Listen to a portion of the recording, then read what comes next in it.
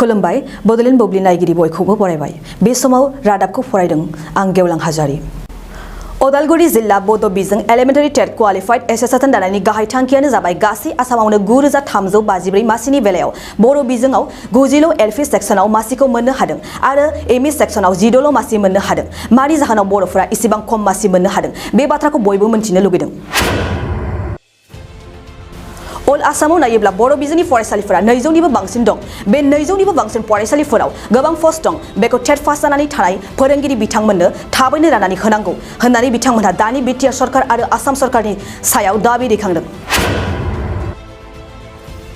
जुदि बर' बिजोंनि फरायसालिफोराव फोरोंगिरि थिसननानै होआब्ला बर' बिजोंनि फरायसालिफोरा गोमालांनो हागौ आरो टेट पास खालामनानै थानाय फोरोंगिरिफोरा जेबो बेसेन थानाय नङा होननानै फोरमायदों उदालगुरि जिल्ला बर' बिजोंनि एलिमेन्टारि टेट क्वालिफाइड एसोसिएशननि आफादगिरि सोमदोन रामसियारि बिथाङा मिरु आफादा 13/12/2020 मायथाइयाव अल आसाम बड' मिडियाम एलिमेन्टारि टेट क्वालिफाइड एसोसिएशनखौ दानानै लानाय जायो बे लेखायैनो जोंबो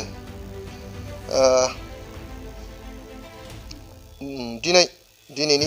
थारिखआवहाय उदालगुरि जिल्ला बड' मिडियाम एलिमेन्टारि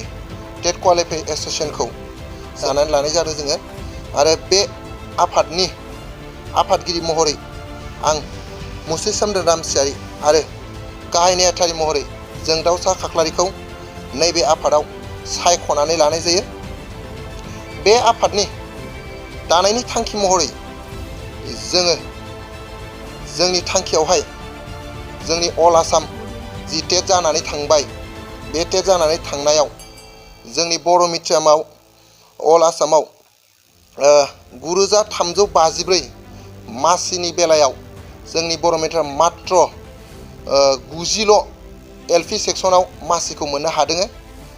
आरो एमइ सेक्सनाव 16 सिट मोननो हादों जों मानि जाहोनाव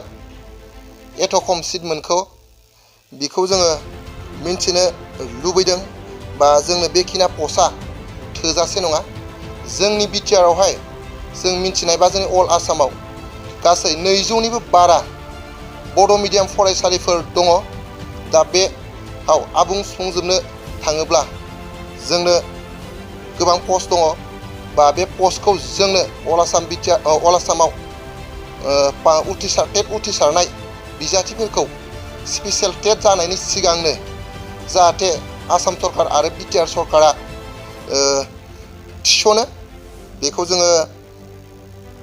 जोंनि कमिटिनि जानानै बा आं आफादगिरि जानानै सरकारनिसिम आरो जोंनि माहारियारि आफाद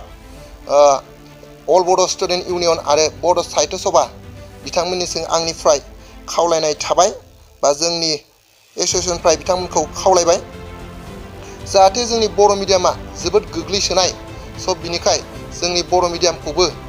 जाहाथे नोजोर होयो आरो लोगोसे दा निउ इडुकेसन पलिसि बिनिखौबो नोजोर लाखिनानै जोंखौ जाहाथे थिसनो जों बेखौ सरकारनाव खावलायदों आरो जोंनि बर' मिडियामाव 2019 मायथाइनिफ्रायनो दासिम जोङो बर' मिडियामफोराव एलिमेन्टारि सेक्सनावहाय फोरोंगिरि थिसननायखौ नुनो मोननाय जायाखै स' बिनिखाय जोङो नैबे जि क्वालिफाइ बेखौ जाहाथे जोंनो क्वालिटि इडुकेसन मोननांगौब्ला बा मोननायनि जि खाथिराव सोनो थाखाय आङो सरकारखौ बिटिआर गभर्नमेन्ट आरो आसाम गभर्नमेन्टखौ खावलायदों जोङो जुदि जबखौनो होनो हायाब्ला बा जोंनो रिक्रुइटमेन्टखौनो जुदि दिहुननानै होनो हायाबा बा एडभाइटास होनो हायाबा टेट फाथिनायनि जेबो जोंनाव थाहैनाय नङा बा टेट पास जानायफोरा ओरैनोसो जे बेकाराव गोग्लैनानै थागोन स' बिनिखाय जाहाथे बेबायदि खालामाबासिनो जोंनि बर' मिडियामखौबो आसाम गभर्नमेन्ट आरो बिटिआर गभर्नमेन्टआ जाहाथे नायो नङाबा जोंनि बर' मिडियामा जि थैहां अबस्था बेयो बांसिन गाज्रि जालांगोनखौ जोंनि एसोसिएशननिफ्राय नुहुरदों बिनिखाय जाहाथे बेखौ सरकाराबो जाहाथे बेखौ नाजावो आंनि जि खावलायनाय सरकारनिफ्राय बेखौनो खावलायनाय जिहेथु जाहाथे थाबैनो जोंनि स्पेसियेल बिटिआरनि स्पेसियेल टेट जानायनि सिगांनो